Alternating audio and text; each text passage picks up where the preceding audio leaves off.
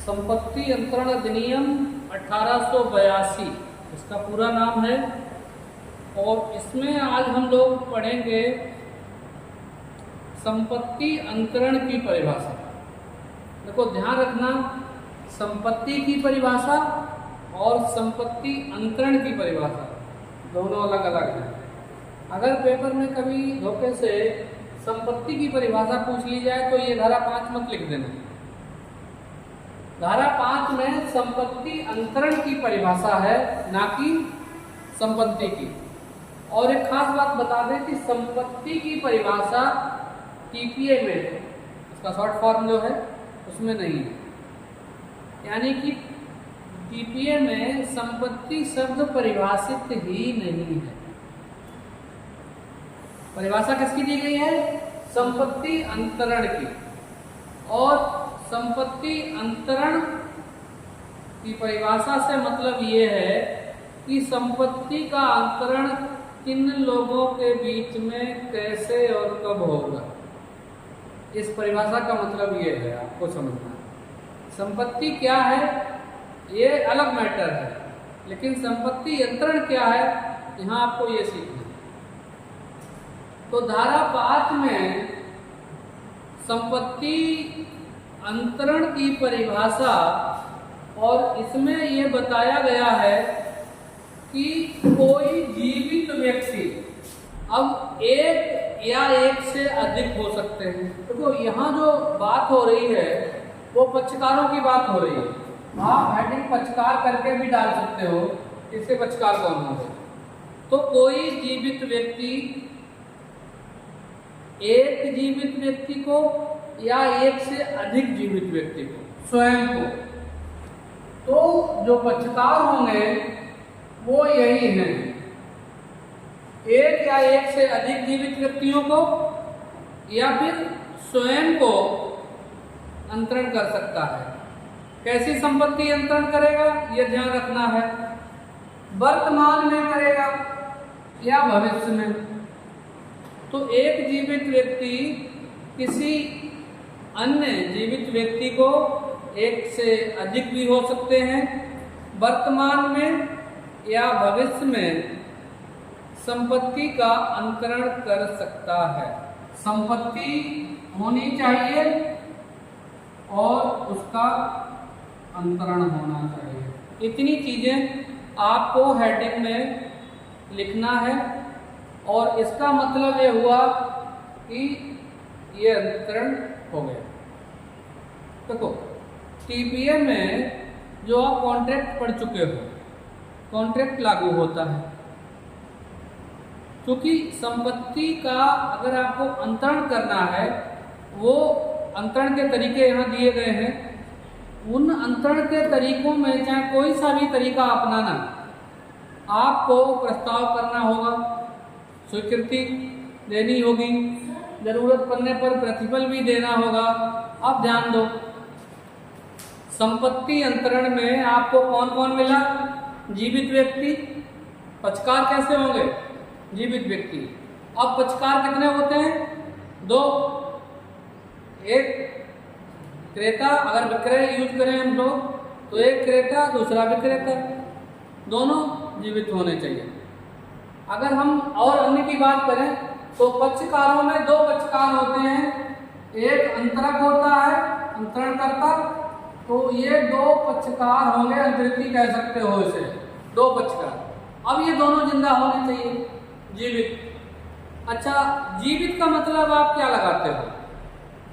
कौन कौन जीवित में आएगा? जो हार्ड मास का बना हो, अजन्मा। अब अजन्मा तो मां के पेट में है, तो ऐसा व्यक्ति जो गर्भ में है वो अजन्मा है, या जो अभी गर्भ में नहीं आया है वो भी अजन्मा है। जो अभी इस दुनिया में आया ही नहीं है, क्या वो भी अजन्मा है?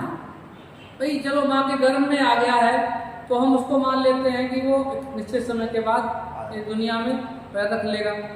लेकिन क्या ऐसा व्यक्ति जो माँ के गर्भ में भी ना आया हो, या जिस व्यक्ति के गर्भ में आना है उसका शादी ही ना हुआ हो, तो वो भी अजन्मा है। लग रहा है ना एकदम। कानून पढ़ेंगे तो बहुत कुछ सीखेंगे। आप सामान्यतः ये कभी भी नहीं सीख सकते कि किसको अजन्मा कहा जा सकता है। एक ऐसा व्यक्ति जो अभी माँ के गर्भ में ही नहीं आया है, क्या उस व्यक्ति को भी संपत्ति अंतरण की जा सकती है? तो आपको ये अधिनियम ऐसा करने की अनुमति देता है और कोई निश्चित समय नहीं है कि इतने समय में वो इस दुनिया में आ जाए। ध्यान रखना है आपको। तो यहाँ जीवित व्यक्ति में अजन्मा भी आता है और स्वयं को मतलब बेचने वाला, अंतरण करने वाला ही उस संपत्ति का अंतरित भी हो सकता है। वो अलग एक तरीका है।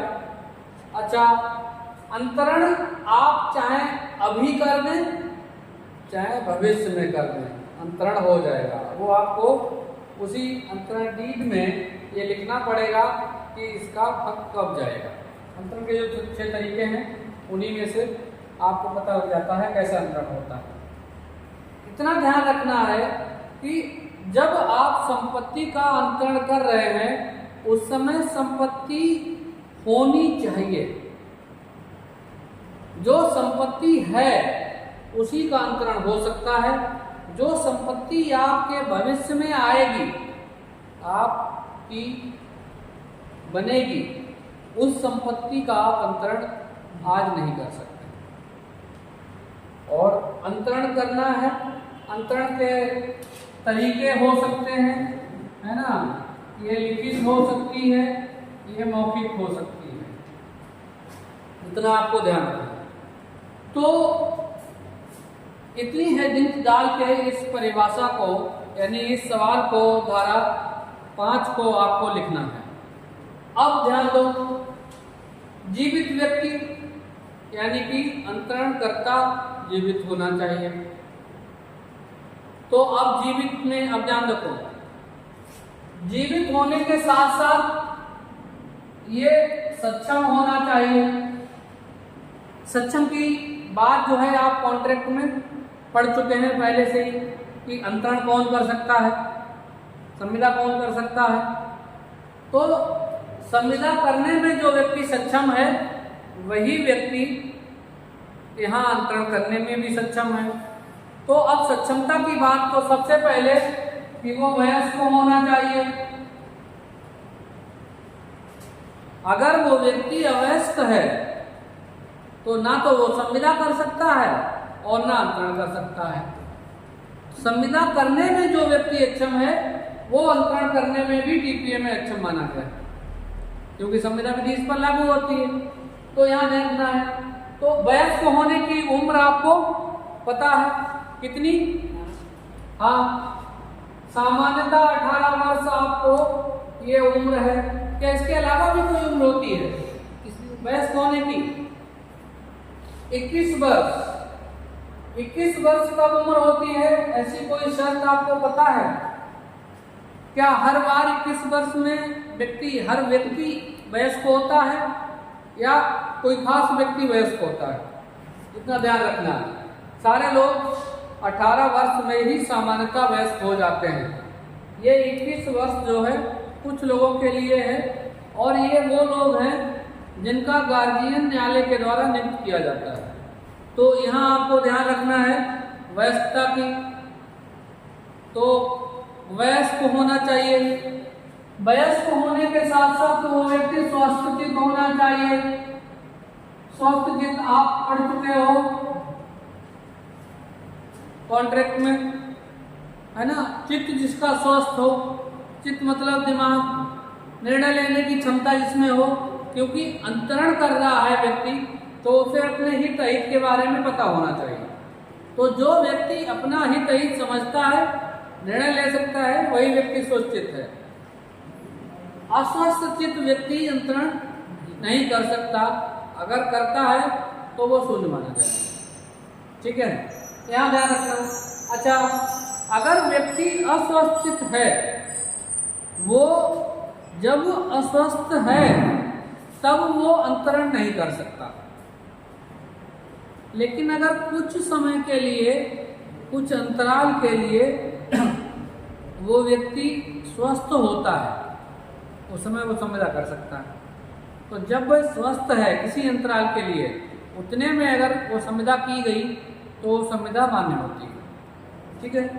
अच्छा, दूसरा, इसके साथ साथ वो इस संपत्ति का, जो संपत्ति अंतरण कर रहा है, उस संपत्ति का हकदार होना चाहिए। क्योंकि संपत्ति अंतरण कर रहे हैं, संपत्ति अंतरण कर रहे हैं, तो संपत्ति का अगर वो हकदार नहीं है तो कैसे अंतरण कर देगा? और अगर हकदार नहीं है, ध्यान रखना, अगर कोई व्यक्ति हकदार नहीं है तो उसे अंतरण करने के लिए प्राधिकृत होना चाहिए। संपत्ति या तो मेरी है, हक का मतलब मेरा अधिकार है, तो मैं मेरी संपत्ति जो चाहे वो करूं, तो आप हकदार हैं तब ऐसा करेंगे। लेकिन कभी कभार ऐसा हो सकता है कि संपत्ति आपकी नहीं है लेकिन आप उसे अंतरण कर रहे हैं, तो उस स्थिति में आपको प्राधिकृत होना चाहिए अंतरण करने के लिए। आपको प्राधिकार दिया गया हो कि आप इस संपत्ति को अंतरण कर दें, तभी अंतरण कर सकते हैं, अन्यथा नहीं कर सकते। तो ये शर्तें हैं जीवित व्यक्ति के सक्षम होने की। तो ये व्यक्ति जब सक्षम होगा तब ये अपनी संपत्ति किसी को अंतरण करेगा। अंतरण करेगा तो जिस व्यक्ति को अंतरण कर रहा है उस व्यक्ति के साथ ये शर्तें लागू नहीं होती। वो अस्वस्थ भी हो सकता है, अक्षम भी हो सकता है, अवयस्क भी हो सकता है। तो जो लोग अंतरिति बनेंगे, जिनको हम अंतरण कर रहे हैं, उन लोगों का इन शर्तों से कोई लेना देना नहीं है। अंतरणकर्ता पर ये शर्तें लागू होती हैं। बस अंतर इतना है कि अंतरिति का जीवित होना जरूरी है। जीवित व्यक्ति को ही अंतरण कर सकते हैं और स्वयं को कर सकते हैं। तो ये इतना ध्यान रखना है अंतरिति के लिए। अंतरणकर्ता जीवित व्यक्ति है, वो अलग चीज है। फिर इसके बाद आप वर्तमान में और भविष्य में, तो चाहे तो हम अपनी संपत्ति तुरंत अंतरण कर दें और चाहे भविष्य के लिए अंतरण कर दें, ये इसकी एक शर्त है। संपत्ति वर्तमान में होनी चाहिए, भावी संपत्ति की अंतरण नहीं कर सकते, और अंतरण करने का तरीका, इतनी सारी चीजें आपको ध्यान में देना है। अच्छा, यहाँ एक बात और जानिए कि पक्षकारों में विधिक व्यक्ति भी आता है, या जीवित व्यक्ति में विधिक व्यक्ति को भी शामिल किया गया है। और विधिक व्यक्ति आपने पढ़ा, तो इसमें कंपनी जैसी, जो नाम आप कल पढ़ रहे थे, कंपनी को भी शामिल किया गया है। लिखा रजिस्टर्ड संस्थाओं को भी जीवित व्यक्ति माना गया है नहीं, लेकिन संपत्ति धारण करने के लिए वो अंतरंग भी हो सकते हैं और अंतरिति भी हो सकते हैं। मैंने आपको पिछले वीडियो में बताया था कि कंपनी संपत्ति खरीद भी सकती है और बेच भी सकती है, धारण भी कर सकती है। तो वो जीवित व्यक्ति इसीलिए कर सकती है क्योंकि उसे जीवित व्यक्ति में शामिल किया गया है धारा 5 में। इसमें आपको कुछ भी जानना है तो बताइए। बस इतना सा ध्यान रखना है कि जीवित व्यक्ति में मूर्ति को शामिल नहीं किया गया है, जबकि विधिक व्यक्ति मूर्ति भी होती है, लेकिन मूर्ति इसमें शामिल नहीं है। मूर्ति को आप अंतरण नहीं कर सकते। पंजीकृत कंपनियां, अपंजीकृत कंपनियां, इनको स्वयं को अंतरण कर सकते हैं।